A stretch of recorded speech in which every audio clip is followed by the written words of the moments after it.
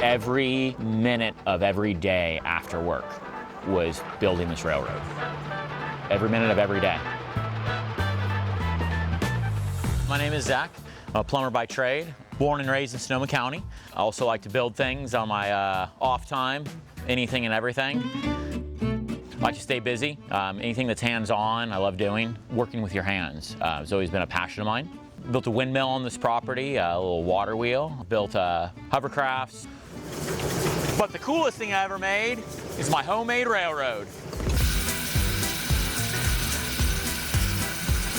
One day I was actually out here with some friends and I said, I'm gonna build a railroad around this place.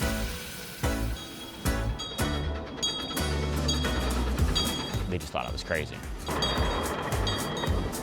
And they couldn't understand what it would take, and I didn't either, thankfully. Now everybody gets it. It's the world's longest continuous trestle for a model ride-on train. About 680 feet long, continuous trestle. It took about 3 years to build, start to finish. Every minute of every day after work, putting track down when it was almost dark and you couldn't see anymore. Then you'd wear a headlamp. It was a very unbalanced life. It definitely ate, breathed, slept building this railroad. A lot of work.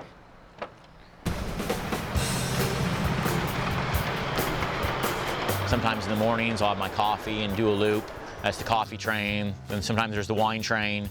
But it removes you from everyday life. It puts your mind at ease. It's kind of a therapy, almost.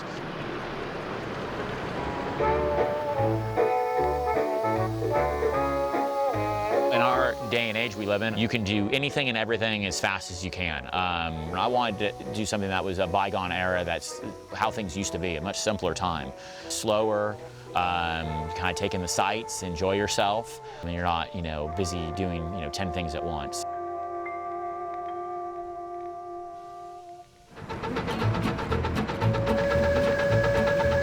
When people come out here, they have no idea what it took.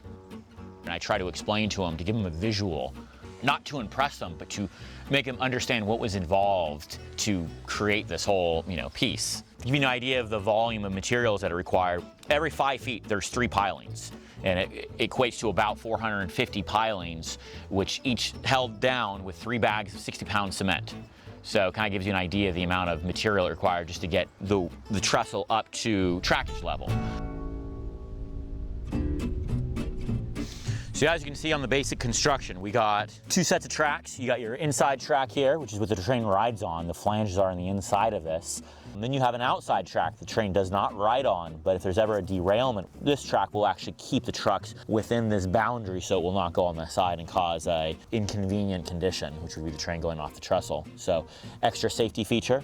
The track part of it was very small compared to everything else. You see the final product the train rides on, but there's so much more below you that you don't know or see until you come down to this level. So this is your typical trestle. There's well over 100 of these. It's a combination of 3 poles connected with a stabilizer in the bottom. They're linked together by 6 2x4s for the entire length of the track. This is one of the most time-consuming things. Once the trestle was built, we had to lay all these railroad ties. Every 4 inches, you see it, there's a tie. There's another tie. There's another tie. Thousands of them. You always have railroad ties, even if it's a trestle or on the ground. Each time you put a tie down, you have to gauge it at 7.5 inches. And you want to get it about within to the millimeter. And that's done the whole way, within the millimeter. So it has to be, the tolerances are incredibly tight for a train. There's engineering and railroad theory that would, fill in books. And I had to learn a lot of the hard way, basically hands on deck, literally here with a screw gun, learning it and this thing not tracking properly and having to redo it. So had to learn the hard way. Like a lot of kids, always loved trains. We would have the train around the Christmas tree, naturally. And then my dad would take me to railroad museums and watch the real thing, watch them go by, put pennies on the tracks, watch them get smashed. So I've always had a passion, ever since I was a small kid with trains. This is a miniaturized version of what you would see on the railroad back in 1920 when they went to diesel fuel. Before then, it was wood burning. the focal point's the steam engine. I found this engine in Oxnard, California, made by Role Models. And this is what I operate from the tender. The tender is what carries the fuel and water to the steam engine to make it go. Neat feature of this one is the top comes off. So this whole top removes, and there's a bench seat inside. So people can ride in it, kids and all that stuff. It's very, very safe and extremely heavy. So we're building this railroad, and I kind of realized, I mean, how many railroads have I been on that they simply go in a circle, and I wanted something to go to. And I decided to build a little cabin. This is the train stop, little area to take a rest on those long train trips. A little fireplace here to stay warm. Very cozy in the winter. Gets a bit loud though, as you can well imagine. We've had weddings, we've had, the couple staying here. They love it, naturally. So we'll pick them up in the morning. Fun little place.